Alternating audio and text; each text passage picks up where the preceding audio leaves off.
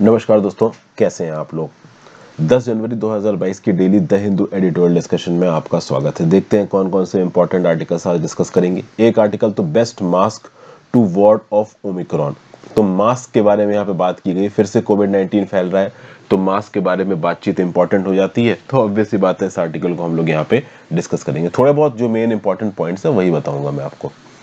Next जो बात होगी वो होगी कंट्रोल रेदर देन प्राइवेसी। ये जो personal data protection bill pay भी जो ज्वाइंट कमेटी की रिपोर्ट आई है, इससे कुछ प्रॉब्लम्स उठाई हैं। देखिए, एक है पुट्टू-स्वामी जजमेंट केस, जहां पे आपके पर्सनल फ्रीडम, फंडामेंटल राइट्स की बात की जाती है, और एक है justice B N Shri Krishna committee. ये जो justice B N Shri Krishna committee report है, जिसके बेसिस पे पर्सनल डाटा प्रोटेक्शन बिल 2019 का बना है, हमारे इस पर्सनल डाटा प्रोटेक्शन बिल में क्या प्रॉब्लम है। और ये पर्सनल डाटा को प्रोटेक्ट नहीं कर रहा है, एक्चुअली में सर्विलांस को बढ़ा रहा है, फेडरलिज्म को वायलेट कर रहा है। इन सब चीजों के बारे में जो एक व्यू पॉइंट दिया हुआ है, इसको हम लोग इस पर्टिकुलर आर्टिकल में समझने की कोशिश करेंगे। अच्छा आर्टिकल है।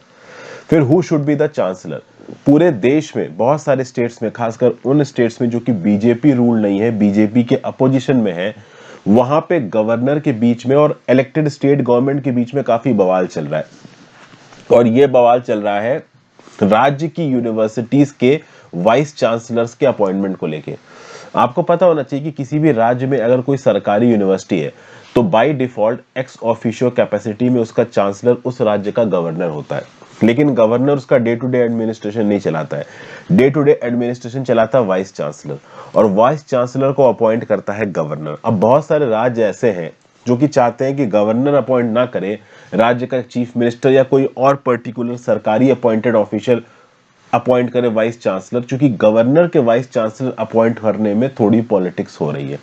क्या पॉलिटिक्स हो रही है? वेस्ट बंगाल में, तमिलनाडु में, राजस्थान में, इन सब जगहों पे प्रिसाइजली हो क्या रहा है, केरला में क्या हो रहा है, इन सब चीजों को ओवरऑल यहां समझने की कोशिश करेंगे। Next, some Raj Bhavans are on the war path. ये आर्टिकल भी कुछ कुछ पहले वाले आर्टिकल की तरह ही है कि भैया कुछ राज्य की सरकारों के अगेंस्ट जो गवर्नर है ना, उन्होंने एक फ्रंट सा खोल दिया, जिसमें से एक केरला का एग्जांपल यहाँ पे दिया हुआ है आरिफ मोहम्मद खान को कोट करके। केरला में आरिफ मोहम्मद खान साहब ने क्या किया है इसके बारे में मैंने अपनी करंट अफेयर्स में बताया, बट यहाँ पे एक एनालिटिकल व्यू में इस पूरे के पूरे टॉपिक को देखेंगे। ठीक है, दो आर्टिकल्स और हैं, जैसे कि ये एनएसओ फोरकास्ट है, ओमिक्रॉन के सर्ज को लेके कुछ इकोनॉमिक इंडिकेटर्स दिए हैं। मैं करंट अफेयर्स में बता चुका हूं और मुझे इतने इंपॉर्टेंट ये नहीं लगे कि मैं फिर से रिपीट करवाऊं, इसलिए मैं इनको स्किप कर रहा हूं। दूसरा, ईडब्ल्यूएस कोटा नाम को लेके यहाँ पे एक आर्टिकल दिया हुआ। ईडब्ल्यूएस कोटा को नाम को लेके यहाँ पे सुप्रीम कोर्ट ने क्या बोला है, 27% OBC quota, 10% EWS quota launch रहेगा, मतलब इस साल चालू रहेगा। ईडब्ल्यूएस के ऊपर मार्च 2022 से फिर से बातचीत होगी। अगले साल तक ईडब्ल्यूएस की एलिजिबिलिटी क्राइटेरिया बदल सकता है। ये सब मैं आपको पहले बता चुका हूँ, अलग से डिस्कस नहीं कर रहा हूँ। बस इस पर्टिकुलर आर्टिकल को जिसने भी लिखा है, इसमें एंड ने अपना व्यू पॉइंट दे दिया। देखो क्या लिखा हुआ है। While the norms for EWS quota may get tweaked, the question whether there ought to be a reservation for the advanced classes solely on the ground that they do not have insufficient means is still before the constituent bench। मतलब देखिए, समझिए, हमारे देश में कोटा है, समझ में आता है। जो सोशली बैकवर्ड क्लासेस है उनको रिजर्वेशन की जरूरत है, समझ में आता है। लेकिन आपको पता होना चाहिए, और इस बात में मेरे ख्याल से कोई डिसएग्री नहीं करेगा, कि हमारे शहरों में, ठीक है ना, सबसे ज्यादा आज के डेट में डिसएडवांटेज वो है जिसकी जेब में पैसा नहीं है, खाने के लिए भूखा मर रहा है वो। नो डाउट सोशल डिस्क्रिमिनेशन होता है, सो कॉल्ड डिप्रेस्ड क्लासेस को इंडिया के अंदर दबाया जाता है, ये सब बातें बिल्कुल सही है, बट इकोनॉमिकली डिसएडवांटेज होना भी एक श्राप से कम नहीं है आज की डेट में। और उसको कम करने के लिए ईडब्ल्यूएस कोटा लॉन्च किया गया है। तो ईडब्ल्यूएस कोटा का एलिजिबिलिटी क्राइटेरिया डेफिनेटली डिफाइन करने की जरूरत है। लेकिन जो लोग ये बोल रहे हैं कि इकोनॉमिकली वीकर सेक्शन का कोटा ही गलत है, यही बिल्कुल गलत है, कोटा सिर्फ सोशल डिसएडवांटेज के आधार पर होना चाहिए, मेरे हिसाब से देखिए वो सही नहीं है। क्योंकि आज की डेट में आपकी जेब में पैसे ना होना ये किसी अभिशाप से कम नहीं है। हाँ, ये गलत होगा कि भाई कोई एक फैमिली हो, वो 15-20 लाख 50 लाख करोड़ों कमा रही हो साल के, और अपनी इनकम 8 लाख से कम दिखा के कोटा ले जाए, ये गलत है। जेन्युइनली जो फाइनेंशियली डिसएडवांटेज लोग हैं उनको तो भाई बेनिफिट देखो मिलना चाहिए, और इसको आइडेंटिफाई करने की जिम्मेदारी सरकार की है। अगर ये जिम्मेदारी सरकार सही तरीके से नहीं निभा पा रही है तो गड़बड़ है। ठीक है, तो कुल मिला के 4 आर्टिकल्स जो अभी तक मैंने बताया वो डिस्कस करूंगा। एक और आर्टिकल मीडिएशन बिल को लेके है, ये शायद इस वीडियो में डिस्कस ना हो पाए, नहीं तो वीडियो बहुत ज्यादा लंबी हो जाएगी। मीडिएशन को लेके मैं एक अलग से वीडियो बनाऊंगा। मैंने पहले भी मीडिएशन के बारे में आपसे बात की है, इंपॉर्टेंट टॉपिक है, अलग से भी इसको देखने की कोशिश करेंगे। आगे बढ़ने से पहले वीडियो पे लाइक का बटन दोस्तों, अगर अब तक आपने चैनल को शेयर और सब्सक्राइब नहीं किया कर दीजिए। इंस्टाग्राम पे फॉलो कर लीजिए, टेलीग्राम ग्रुप ज्वाइन कर लीजिए, दोनों ही चीजों का लिंक नीचे दिया हुआ है। If possible please click the join button. अपने मेंबर्स का स्वागत कर लेते हैं, देखते हैं वो किसने किसने ज्वाइन किया है। तो अजहर कादरी ने हमको ज्वाइन किया, वेलकम अजहर। अनीशा सरकार ने हमको ज्वाइन किया, अनीशा सरकार का ये 4th month as a member, welcome back Anisha Sarkar, thank you so much for joining Anisha. Then Pratishtha Tiotia ने हमको ज्वाइन किया है, वेलकम प्रतिष्ठा। शशांक तिवारी ने हमको ज्वाइन किया, शशांक तिवारी का ये 6th month as a member, welcome back Shashank Tiwari. Nayan Bhaskar ने हमको ज्वाइन किया, इनका 3rd month as a member, welcome back Nayan Bhaskar. S Saumya ने ज्वाइन किया है, 8th month as a member, a very very special welcome back S Saumya, thank you so much for joining again. Priya B 5th month as a member, Prince Chakraborty 6th month as a member. So S Saumya, Priya B, Prince Chakraborty, बहुत लंबे समय से members हैं आप लोग। Thank you so much guys and girls for joining this channel as a member, thank you so much for the consistent support. Rahul Biswas 2nd month as a member, Muniraj Singh Rajput 2nd month as a member, Ankita Thatikonda, then Ruchin Roshan 5th month as a member, Anil Yadav, TR Twinkle, Ruchin Roshan को special welcome, thank you so much for joining again this channel, thank you so much for the consistent support. Then Gautam Kumar 9 months as a member, so long time as a channel member, thank you so much Gautam for the consistent support. Runa Sinha, Aniket Dwivedi, Vempati Rajesh, thank you so much guys for joining this channel as a member. So again Vempati Rakesh, Aniket Dwivedi, Runa Sinha, special welcome to Gautam Kumar 9 months as a member, Tia Tinkwell, Anil Yadav, Ruchin Roshan 5 months as a member, welcome back Ruchin, thank you so much. Then Ankita Thatikonda, Muniraj Singh Rajput 2nd month as a member, welcome back Muniraj. Rahul Biswas 2nd month as a member, Prince Chakravarti 6 months, Priya B 5 months, and S Soumya 8 months. Welcome guys and girls, thank you so much for joining again. Nayan Bhaskar 3rd month as a member, Shashank Tiwari 6 months as a member, welcome back Shashank, half years as a member on the channel. Pratishtha Tiyotia, Anisha Sarkar 4 months as a member, Azhar Kadri, I welcome you all guys and girls to my channel as a member. Thank you so much for the consistent support. Members का स्वागत तो बनता है, मैं regularly नहीं कर पाता हूं, बट फिर भी all of you guys are so close to the heart, so thank you so much for joining again. चलिए पहला article, the best mask to ward off Omicron, well worn high filtration mask such as N95 provide more protection than clothes और surgical mask. क्या बात की जा रही है यहाँ पे? कोविड-19 एक एयरबॉर्न डिजीज है। अब चूंकि ये फिर से बहुत तेजी से इंडिया के अंदर फैल रहा है, तो इसको प्रोटेक्ट करने के लिए तो भाई mask is the biggest thing जो कि आपको प्रोटेक्ट करके रख सकता है। जो पहली चीज है जो आपको बचा सकती है वो हम मास्क है। अब बेटर क्वालिटी मास्क की बात करी जा रही है यहाँ पे, और इन बेटर क्वालिटी मास्क को आप सही तरीके से पहने कैसे, इसकी बात की जा रही है। अगर ये दो एस्पेक्ट्स आप कंट्रोल कर पाते हो तो ओवरऑल काफी हद तक आप कोरोना से अपने आप को बचा सकते हो। हम सब लोग ब्रीथ करते वक्त, बोलते वक्त, गाते वक्त, कफ करते वक्त, स्नीज करते वक्त टाइनी पार्टिकल्स, ड्रॉपलेट्स एमिट करते हैं अपने माउथ से, ठीक है ना भाई? और अगर ये ड्रॉपलेट्स के अंदर कोविड-19 है और ये ड्रॉपलेट्स किसी और के माउथ में या बॉडी पे टच हो जाते हैं तो उसको कोविड होने का खतरा है। सिंपल बात है, ठीक है ना भाई? तो ओवरऑल ये जो टाइनी ड्रॉपलेट्स है वो हमारे माउथ से किसी और के माउथ तक ना पहुंचे, ठीक है, या फिर किसी दूसरे के माउथ से हमारे माउथ तक ना पहुंचे, उसके लिए एक बेहतरीन क्वालिटी का अगर हम मास्क पहने तो बहुत बढ़िया रहेगा, ठीक है भाई? ठीक है। अब ये जो मास्क है वो सिर्फ हमको ओवरऑल इन कोरोना के पार्टिकल से नहीं बचाते हैं, ये हमको एयर पॉल्यूशन से भी बचाते हैं। और इसलिए जो इंडोर ऑफिस स्पेसेस होते हैं वहां पे भी हमको पहुंचना चाहिए। अपने ऑफिस में, हॉस्पिटल्स में, डॉक्टर के ऑफिस में, वेडिंग हॉल्स में, शॉप्स में, क्लासरूम में, प्लेसेस ऑफ वर्शिप में, इवन घर तक में अगर ज्यादा लोग हैं तो आप मास्क पहन के रहो, बेटर रहेगा, ऐसा यहाँ पे बताया जा रहा है। स्पेसिफिकली जब आप बस में हो, टैक्सी में हो, एयरप्लेन में हो, ट्रेन में हो, आउटडोर लोकेशन जैसे मार्केट या मॉल में हो, तब भी आप मास्क पहनो। अब जब आप मास्क पहनो तो कौन से किस्म का मास्क? क्या कपड़े का मास्क, क्लॉथ मास्क? क्या सर्जिकल मास्क? क्या मेडिकल मास्क? क्या हाई इन्फिल्ट्रेशन मास्क जैसे कि N95, KN95, KF94, FF92? ये सब अलग अलग देश के वर्जन है। क्लोथ के मास्क तो सीधे कपड़ा काट के आपने बना लिए। सर्जिकल मास्क जो कि ऑपरेशन थिएटर में आपके डॉक्टर्स वगैरह पहनते हैं। हाई फिल्ट्रेशन मास्क N95, ये सब तो आप एक साल से सुन ही रहे हो। जो क्लोथ मास्क होता है क्लॉथ मास्क बड़े वाटर ड्रॉपलेट्स को तो आप तक पहुंचने से रोक सकता है, लेकिन छोटे ड्रॉपलेट्स को नहीं पहुंच सकता। देखिए एमिशंस होते हैं ना, ड्रॉपलेट्स भी अलग अलग साइज के होते हैं, बड़े ड्रॉपलेट्स हैं, छोटे ड्रॉपलेट्स हैं। तो अगर आपने क्लॉथ मास्क पहना है तो किसी दूसरी बॉडी से निकला हुआ बड़ा ड्रॉपलेट तो आपके मुंह से जाने से बच जाएगा, नोज में जाने से बच जाएगा, लेकिन क्लॉथ मास्क छोटे ड्रॉपलेट्स को आपके शरीर में घुसने से नहीं रोकेंगे। इसलिए क्लॉथ मास्क उतने एफिशिएंट नहीं होते, क्योंकि वो स्मॉल पार्टिकल्स को सिग्निफिकेंटली फिल्टर नहीं कर पाते। वहीं पे अगर आप एक सर्जिकल मास्क की बात करो जो कि डॉक्टर ऑपरेशन के समय पहनता है, वो एक 3 प्लाई फिल्टरिंग मटेरियल होता है, ठीक है। तो वो कहीं ना कहीं कोरोना को घुसने से तो रोक देगा, लेकिन ये जो 3 प्लाई फिल्टरिंग मटेरियल वाला मास्क है ये आपके फेस को सील नहीं कर पाता है। तो जहां पे वो मास्क एंड हो रहा होगा ऊपर और नीचे की तरफ, वहां पे कुछ ना कुछ पोर्स रह गए होंगे, तो हवा उन पोर्स से अंदर बाहर जा सकती है। तो कोरोना के रिस्पेक्ट में सर्जिकल मास्क भी इफेक्टिव नहीं हो पाते, क्योंकि सर्जिकल मास्क आपके चेहरे को ठीक तरीके से सील नहीं कर पाते।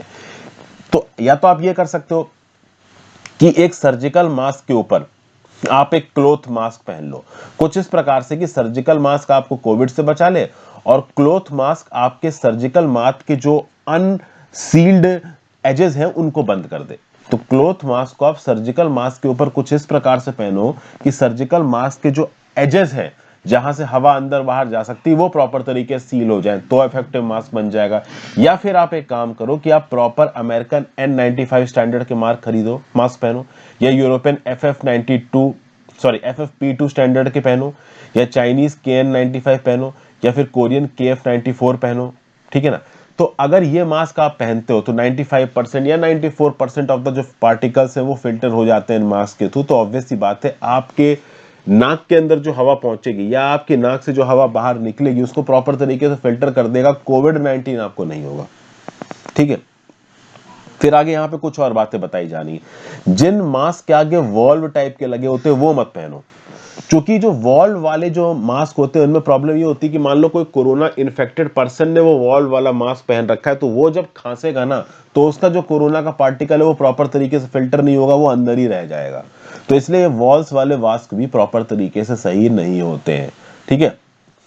हाई फिल्ट्रेशन मास्क की बात की जाए तो ये डेफिनेटली बेटर है, चाहे आप क्लॉथ मास्क की बात करो चाहे सर्जिकल मास्क की बात करो, उन दोनों से बेटर प्रोटेक्शन अगर ओमिक्रॉन के अगेंस्ट कोई मास्क देगा तो वो हाई फिल्ट्रेशन मास्क है, जो कि N95 या K94 या फिर FFP2 या KF94 इस प्रकार के मास्क आप पहन सकते हो। कहीं ना कहीं कोविड-19 के इन्फेक्शन से आपको बचा सकता है। और इस प्रकार के आप कह सकते हो मास्क बहुत ज्यादा मैंडेटरी है उन लोगों के लिए जो कि किसी बीमारी से गुजर रहे हैं, बूढ़े हैं, डायबिटीज है, हार्ट डिजीज है, इस प्रकार के लोगों के लिए तो ये मास्क खासा इंपॉर्टेंट हो जाते हैं। अच्छा चलिए, N95 मास्क को हमने इस्तेमाल करने की तो बात कर ली, लेकिन ये जो N95 फिल्ट्रेशन मास्क है इनकी कॉस्ट की अगर बात की जाए तो आप देखो तो शॉर्टेजेस तो इन मास्कों की नहीं है, बट इनकी कॉस्ट इतनी ज्यादा है कि ज्यादा लोग शायद खरीदे नहीं। जैसे फॉर एग्जांपल अगर बात की जाए तो जो 3M V Flex का जो मास्क आता है वो अभी प्रेजेंटली 68 रुपए पर मास्क का पड़ता है, और 50 मास्क का डब्बा अमेजन का 3400 रुपए का बिक रहा है।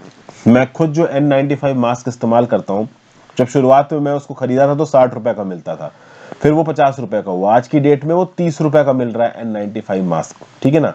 लेकिन ये 30 रुपए का एक मास्क भी हर कोई इंडिया के अंदर खरीदेगा इस बात की गारंटी नहीं है।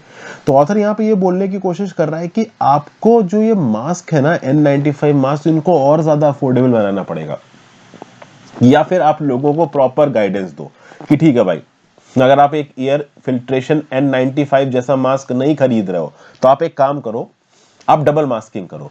मतलब कि एक सर्जिकल मास्क खरीद लो सस्ता सा और उसके ऊपर एक टाइट फिटिंग क्लॉथ मास्क लगा लो। तो अगर ये दो मास्क कॉम्बिनेशन से खरीदते हो तो सर्जिकल मास्क और टाइट फिटिंग क्लॉथ मास्क दोनों मिला के 10 रुपए प्रति मास्क मिल जाएगा, ठीक है, दोनों मिला के, तो वो ज्यादा आपके लिए कॉस्ट इफेक्टिव हो जाएगा। तो ये चीज यहाँ पे करी जा सकती है, ठीक है। हालांकि लोग इतने ज्यादा आज की डेट में अवेयर नहीं है कि वो दो दो मास्क खरीदें, टाइट फिटिंग पे ध्यान दें, और ऑक्यूपेशनल हेल्थ सेटिंग में तो भाई आपको पक्का ही इस प्रकार के मास्क खरीदने चाहिए।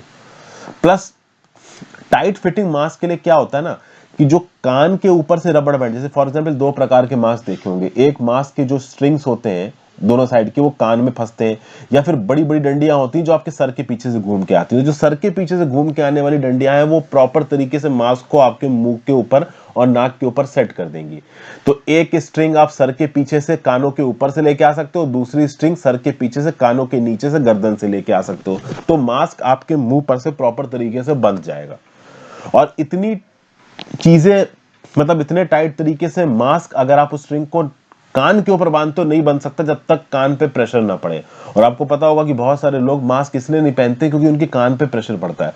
तो बेटर ये रहेगा कि इलास्टिक रिबन्स लगे हों जो कि आपके सर के पीछे से आए और आपके मास्क को आपके मुंह के ऊपर टाइट कर दें, उस प्रकार के मास्क ज्यादा बेटर होंगे।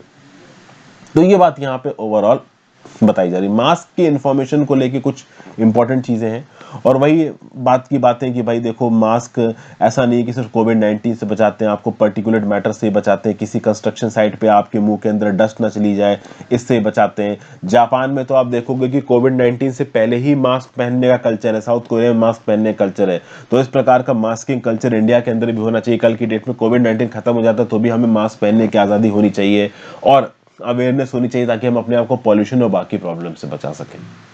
तो यही सब बातें ओवरऑल इस आर्टिकल में बता रखी हैं। अगले पे चलते हैं, control rather than privacy. The joint committee report of the personal data protection bill has raised more questions than it has solved.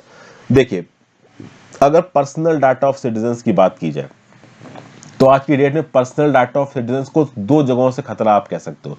एक तो भाई सरकार से खतरा हो सकता है, सरकार के पास एक्सेस है, दूसरा कंपनी से खतरा हो सकता है।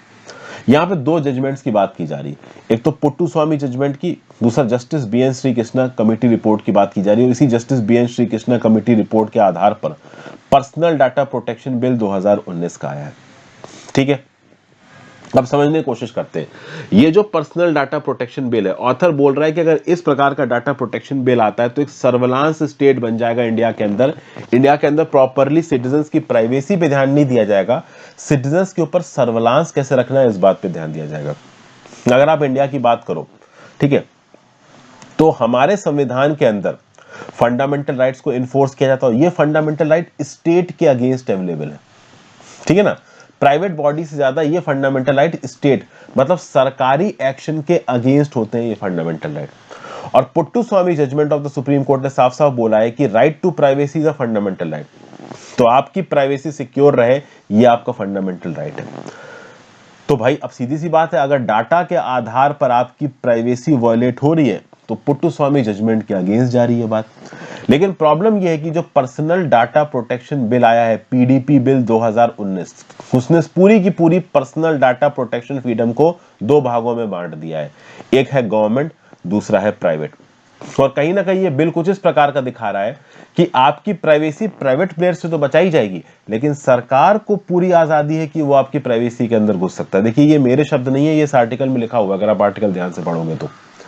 अगर पर्सनल डाटा प्रोटेक्शन बिल की क्लॉज 12 को देखो तो it provides exemptions for the government and government agencies, and clause 35 exempts government agencies from the entire act itself. तो basically personal data protection bill के प्रोविजंस के अंदर सरकारी एजेंसीज और सरकार को ओवरऑल एग्जेम्पशन मिला हुआ है। तो इनकी कोई एजेंसी किसी पर्टिकुलर इशू को लेके अगर किसी इंसान के पर्सनल डाटा को खंगालती है तो उसको वायलेशन नहीं माना जाएगा। तो for the performance of any function of the state, ठीक है, एक इंडिविजुअल के पर्सनल डाटा को वायलेट किया जा सकता है, सरकार उसका इस्तेमाल कर सकती है। हालांकि इस बिल में यह नहीं लिखा है कि कौन से फंक्शन ऑफ द स्टेट के लिए कौन सी मिनिस्ट्री या कौन सा डिपार्टमेंट डाटा एक्सेस कर सकता है। मतलब जनरलाइज टर्म से पर्सनल डाटा प्रोटेक्शन बिल ने सरकार को यहां पे परमिशन दे दी है कि वो एक इंडिविजुअल के पर्सनल डाटा का इस्तेमाल कर सकते हैं। अब ये काम यहां पे गड़बड़ हो गया है। जिस प्रकार से अगर आप देखो तो आपने अपने कंप्यूटर में एक सॉफ्टवेयर इंस्टॉल किया और अगर वो सॉफ्टवेयर आपकी प्राइवेसी को वायलेट करता है और आपका डाटा लीक कर देता है तो फिर आप उस सॉफ्टवेयर को सू करोगे। लेकिन आप उस सॉफ्टवेयर को सू नहीं कर सकते। कुछ इस प्रकार से हमारी सरकार को भी पर्सनल डाटा एक्सेस करने की इजाजत दे दी गई है पर्सनल डाटा प्रोटेक्शन बिल के अंदर, जो कि अपने आप में कंट्रोल और सर्विलांस को आगे बढ़ाएगा, ऐसा ये आर्टिकल कहने की कोशिश कर रहा है। फिर जो justice BN Shri Krishna committee बनाई गई थी, इस कमेटी ने इंडिविजुअल्स की प्राइवेसी को प्रोटेक्ट करने के लिए ज्यादा कुछ खासा नहीं किया है। गवर्नमेंट को ओपन आप कह लो कि आजादी दे दी है। फिर overall personal data protection bill के अंदर डाटा प्रोटेक्शन अथॉरिटी बनाई गई है, ठीक है। डाटा प्रोटेक्शन अथॉरिटी क्या क्या करेगी। तो बात यहां पे ये है कि देखिए, जस्टिस श्री कृष्णा कमेटी की जो रिपोर्ट आई थी उसमें भी डाटा प्रोटेक्शन अथॉरिटी बनाने की बात की गई थी, लेकिन वहां पे डाटा प्रोटेक्शन अथॉरिटी की जो अपॉइंटमेंट होगी उसके ऊपर एक जुडिशियल ओवरलुक होगा, ऐसा बोला गया था। लेकिन अभी के लिए जो डाटा प्रोटेक्शन अथॉरिटी बनाई जा रही है under personal data protection bill of 2019, उसमें अपॉइंटमेंट एग्जीक्यूटिव कर रहा है, तो ये अलग है। डाटा प्रोटेक्शन अथॉरिटी एक ऐसी बॉडी है, अगर सरकार अपॉइंटमेंट करेगी तो काम गड़बड़ होने के चांसेस, अगर जुडिशरी का रोल होता अपॉइंटमेंट में तो जरूर हम ये एक्सपेक्ट कर सकते थे कि वो personal data protection committee neutral तरीके से काम करती। ऊपर से अगर आप क्लॉज 86 देखो पर्सनल डाटा प्रोटेक्शन बिल का, तो क्या बोलता है, authority should be bound by the directions of the central government under all cases and not one questions of policy. मतलब कि clause 86 personal data protection bill का पहले ही डाटा प्रोटेक्शन अथॉरिटी के ऊपर एक लिमिट लगा रहा है कि आप काम करोगे सरकारी डायरेक्शंस के हिसाब से हर मैटर पे, ना कि केवल पॉलिसी के मैटर्स पे। तो इससे ये डाटा प्रोटेक्शन अथॉरिटी कमजोर हो जाती है, इसकी इंडिपेंडेंस कॉम्प्रोमाइज हो जाती है, और इस पूरे के पूरे पर्सनल डाटा प्रोटेक्शन बिल में फेडरलिज्म के सिद्धांत भी वायलेट हो रहे हैं। क्योंकि एक centralised personal data protection authority को यह ताकत दी जा रही है तो पूरे देश में अगर पब्लिक ऑर्डर वायलेट हो रहा है तो उस पब्लिक ऑर्डर को कंट्रोल में लाने के लिए ये personal data protection authority data भी कलेक्ट कर सकती है और ओवरऑल एक्शंस भी रिकमेंड कर सकती है। अब बात यह है कि अगर आप पब्लिक ऑर्डर की बात करो तो public order is a state subject, और पब्लिक ऑर्डर के रिस्पेक्ट में डिसीजन लेने से पहले राज्य की सरकार से डिस्कशन बनता है और राज्य की सरकार के पास डाटा होना चाहिए। तो ऐसा होना चाहिए था कि यहाँ पे एक स्टेट डाटा प्रोटेक्शन अथॉरिटी होनी चाहिए थी, लेकिन यहाँ पे एक personal data protection authority central level पे ऑपरेट करेगी, डाटा प्रोटेक्शन अथॉरिटी, और वो सेंट्रल लेवल की अथॉरिटी राज्य की सरकारों के साथ इंफॉर्मेशन शेयर करेगी, सारी राज्य की सरकारों की इंफॉर्मेशन लेगी और पब्लिक ऑर्डर के लिए एक्शंस रिकमेंड करेगी। यानी यहां पे ओवरऑल एक्शन लेने की अथॉरिटी केंद्र की सरकार के पास जा रही है, ना कि राज्य की सरकार के पास, जबकि public order is in the state domain. तो यहां पे फेडरलिज्म का सिद्धांत वायलेट हो रहा है, ऐसा यहां पे ऑथर ने बताया। ठीक है, उसके साथ साथ कुछ और एक प्रॉब्लम बताई गई है, यहां पे नॉन पर्सनल डाटा को भी इंक्लूड कर दिया गया है। Economic cost of non personal data, अब तक तो हम पर्सनल डाटा की बात कर रहे थे कि मेरे आपके जैसे इंडिविजुअल्स का जो पर्सनल डाटा है वो किस हद तक प्राइवेट कंपनी या सरकार के पास जा सकता है। अब नॉन पर्सनल डाटा की बात हो रही है। अब आपको पता होना चाहिए कि हमारे देश में बहुत अलग अलग प्रकार के धंधे ऑपरेट कर रहे हैं। बड़ी कंपनियां, रिलायंस जैसी कंपनियां हैं, छोटी छोटी कंपनियां भी हैं एमएसएमई सेक्टर में, स्मॉल बिजनेस में। तो ये जो पर्सनल डाटा प्रोटेक्शन बिल है ये क्या बोलता है कि भाई देखो, इंडिया के अंदर जो भी धंधा होता है, जो भी बिजनेस होता है, उससे रिलेटेड जो भी डाटा है, उस डाटा का क्लाउड स्टोरेज इंडिया के अंदर होना चाहिए, ना कि इंडिया के बाहर। तो प्रॉब्लम यह है कि हमारे पास उस लेवल का डिजिटल हार्डवेयर और सॉफ्टवेयर टेक्नोलॉजीज नहीं है। तो आपको पता होना चाहिए कि हमारे देश के जो बहुत सारी वेबसाइट्स हैं, बिजनेसेस की जो वेबसाइट्स हैं, वो फॉरेन सर्वर्स पे होस्टेड है। गूगल पे जैसी कंपनीज, ठीक है ना, जो भी पेमेंट वगैरह करवाती हैं उसका डाटा फॉरेन की कंट्रीज में जाता है और वहां पे उस डाटा के आधार पे वो इंडियन मार्केट्स के लिए डिसीजन लेते हैं। तो भारत सरकार का ये जो डिसीजन है ये सही है कि हमारे देश में जो भी धंधा हो रहा है उसका डाटा हमारे देश के अंदर रहना चाहिए। प्रॉब्लम यहां पे यह है कि क्या इस डाटा को मेंटेन करने की ताकत है हमारे एमएसएमईज के पास।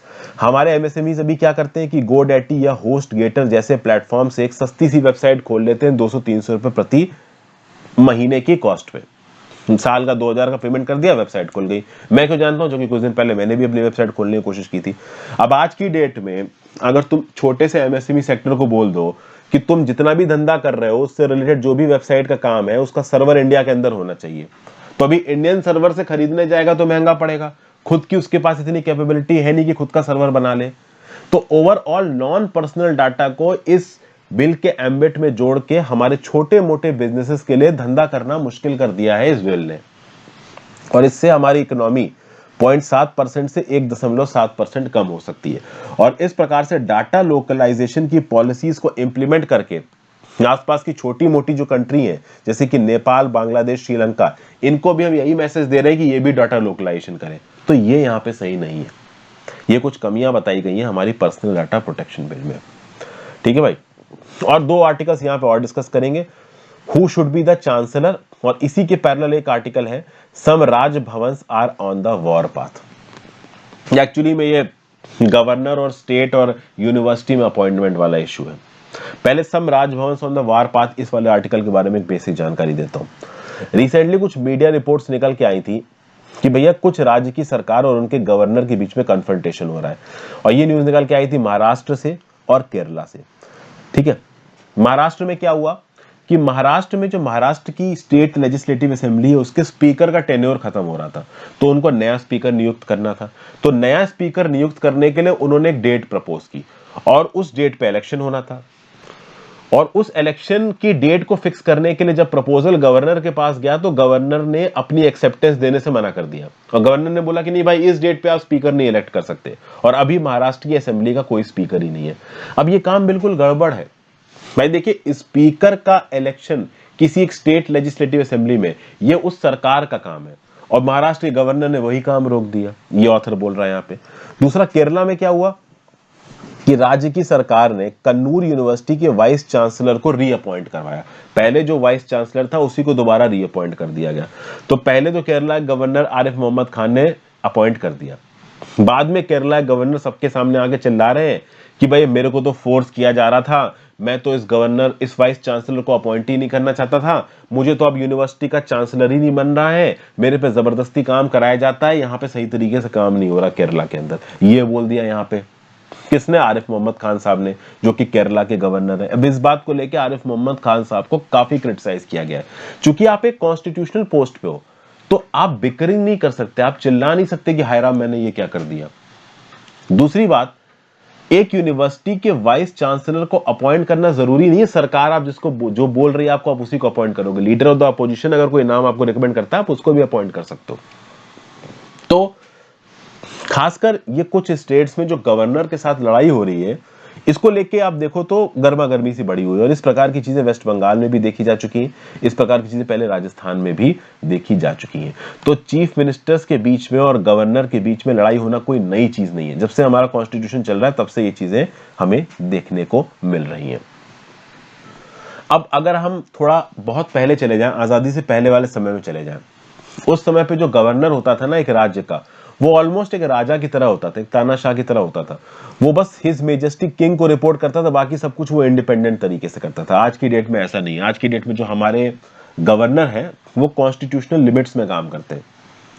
और जब हमारा कॉन्स्टिट्यूएंट असेंबली संविधान बना रही थी, उस समय पे कुछ कॉन्स्टिट्यूशन असेंबली के मेंबर्स ने बोला था कि गवर्नर को अनफेटर्ड पावर दो।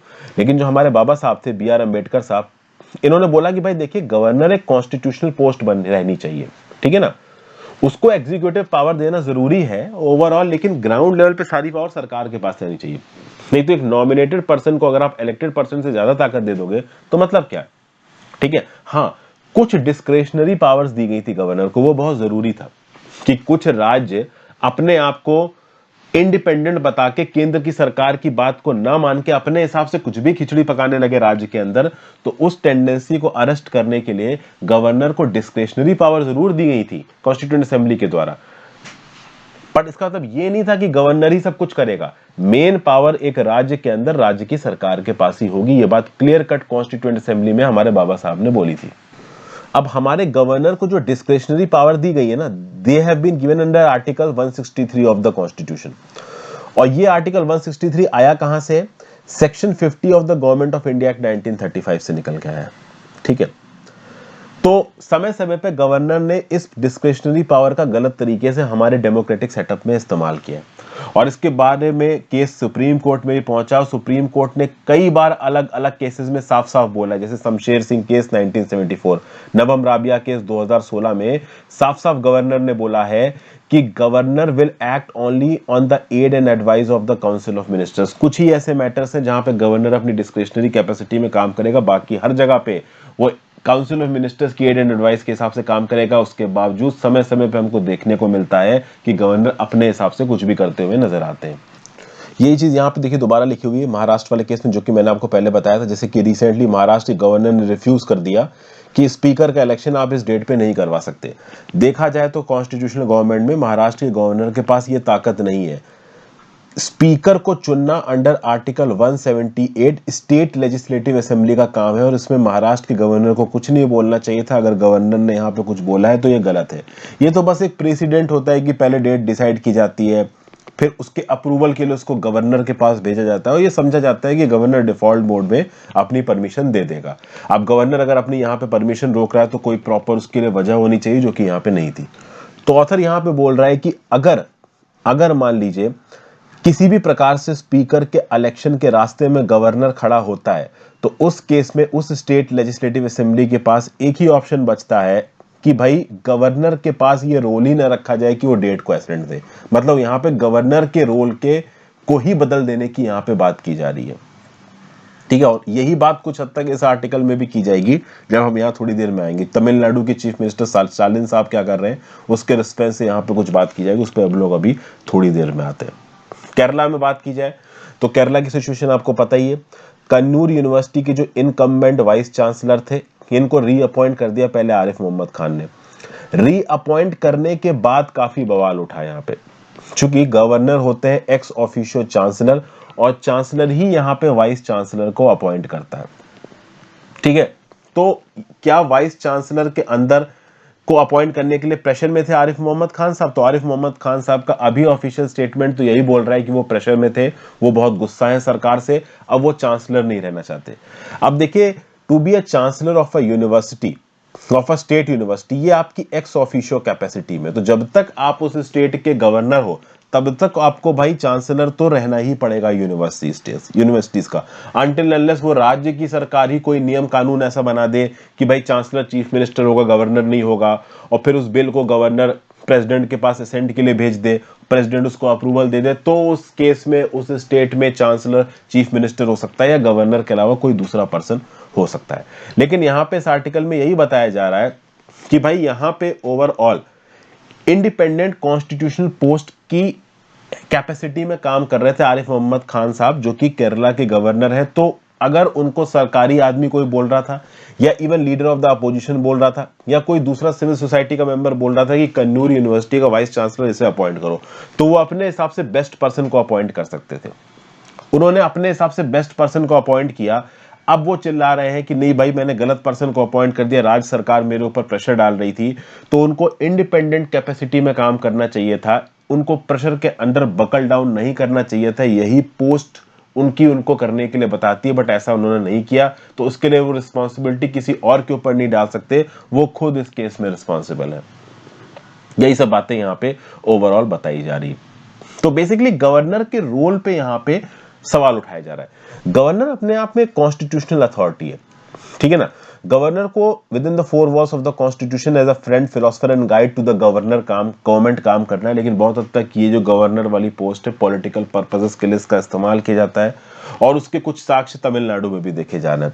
देखिए, तमिलनाडु के चीफ मिनिस्टर M.K. स्टालिन साहब ने लास्ट वीक क्या अनाउंस किया कि भाई यूनिवर्सिटीज में वाइस चांसलर्स को अपॉइंट करने की जो ताकत है वो गवर्नर से ले ली जाएगी, और या तो वो स्टालिन साहब अपने पास ले लेंगे या किसी और को ट्रांसफर करेंगे। तो जो प्रॉब्लम यहाँ पे केरला में हो रही है, कुछ कुछ हद तक वो तमिलनाडु में भी यहाँ पे हो रही है। तो क्या तमिलनाडु में RN रवि साहब, जो कि नागालैंड से भेजे गए हैं तमिलनाडु के अंदर, उनका कुछ इशू हुआ है क्या स्टालिन जी के साथ?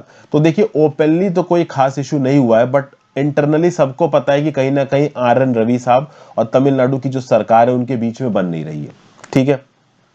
तब अगर आप देखो, 3 महीने बीत चुके हैं, तमिलनाडु की असेंबली ने एक बिल पास किया, और इस बिल में लिखा था कि भाई तमिलनाडु के अंदर national eligibility cum entrance test नहीं होगा।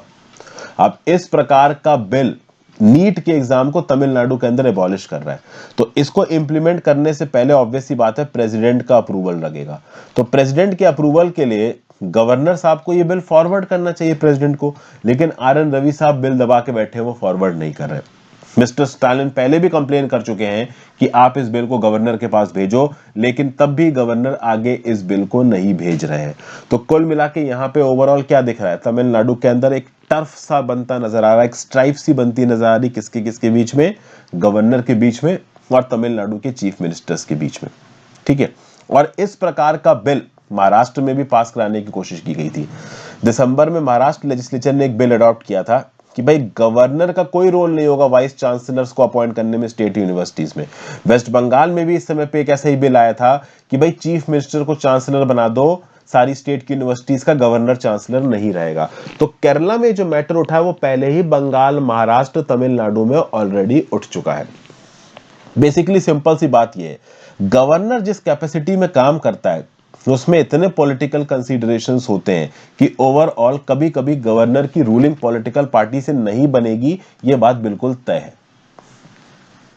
तमिलनाडु में पिछली बार जब यह इशू हुआ था तब चीफ मिनिस्टर थी जयललिता जी, ठीक है ना, और उस समय पे जो गवर्नर थे वो थे चन्ना रेड्डी। तो उस समय की चीफ मिनिस्टर जयललिता जी और गवर्नर एम चन्ना रेड्डी में कुछ बात नहीं बन पाई। एक्चुअली में इशू था मद्रास यूनिवर्सिटी के वाइस चांसलर के अपॉइंटमेंट को लेके, ठीक है ना, और जो बिल पास किया था जयललिता जी ने उसको रेड्डी ने अप्रूवल नहीं दिया। बाद में जब रेड्डी जी चीफ मिनिस्टर बने अनडिवाइडेड आंध्र प्रदेश के, तो उससे पहले जो आंध्र प्रदेश के चीफ मिनिस्टर थे वो आंध्र प्रदेश की यूनिवर्सिटीज के चांसलर्स थे और रेड्डी चांसलर नहीं रहे। तो कुल मिला के आपको यहां पे क्या नजर आ रहा है कि भाई ओवरऑल गवर्नर के रोल को लेके और यूनिवर्सिटीज के चांसलर कौन बनेगा, गवर्नर बनेगा या चीफ मिनिस्टर बनेगा, इसको लेके हिस्ट्री में हमको बहुत से साक्ष्य मिल जाएंगे जहां पे राज्य की सरकार के बीच में और गवर्नर के बीच में इशू है। अभी के लिए यहां पे क्या किया जाना चाहिए, देखिए अभी के लिए तमिलनाडु की बात की जाए तो जो governor mister R N Ravi साहब है उनकी एक मॉरल और कॉन्स्टिट्यूशनल रिस्पॉन्सिबिलिटी बनती है कि जितने उन्होंने as a vice chancellor appointment किए यूनिवर्सिटी में और उनसे पहले जो गवर्नर की कुर्सी पर बैठा था उसने जो as a chancellor vice chancellor appoint किए थे यूनिवर्सिटीज की कुर्सी पे, पहले तो यहां पे आर एन रवि साहब को पूरा डिटेल्ड क्राइटेरिया, एप्लीकेंट्स की एलिजिबिलिटी, ज्यूरी पैनल के व्यूज, क्या क्या इंटरव्यू लिए गए, कौन कौन से फैक्टर्स के आधार पर तमिलनाडु की यूनिवर्सिटीज में पिछले 4 से 5 सालों में वाइस चांसलर्स अपॉइंट किए हैं, इसका पूरा का पूरा एक डिटेल्ड पैकेज राजभवन की वेबसाइट पे पब्लिश किया जाए ताकि तमिलनाडु की जनता और देश की जनता उसको पढ़ के इस बात को डेसिफर कर सके कि क्या गवर्नर का जो अपॉइंटमेंट प्रोसेस है ऑफ वाइस चांसलर वो क्या निष्पक्ष तरीके से, न्यूट्रल तरीके से काम कर पा रहा है। और उसके बेसिस पे फिर ये डिसाइड किया जाएगा कि स्टालिन साहब जहां पे जो स्टेप ले रहे हैं और बाकी राज्य की सरकारें जो स्टेप ले रही हैं वो किस हद तक वैलिड है, किस हद तक सही है। तो ये था इसका डिस्कशन दोस्तों। आई होप इन 4 आर्टिकल्स को सुनने में और समझने में आपको आसानी हुई हो। Thank you for watching. ज्यादा से ज्यादा लोगों के साथ इस वीडियो को शेयर करिएगा। आप अपने व्यू पॉइंट नीचे कमेंट बॉक्स में दे सकते हैं। इंस्टाग्राम पे फॉलो करिए, टेलीग्राम ग्रुप ज्वाइन कर लीजिए। दोनों चीजों का लिंक नीचे दिया हुआ है। Have a great day friends, good bye and if possible please click the join button, that is specifically very very helpful. Have a great day friends, good bye.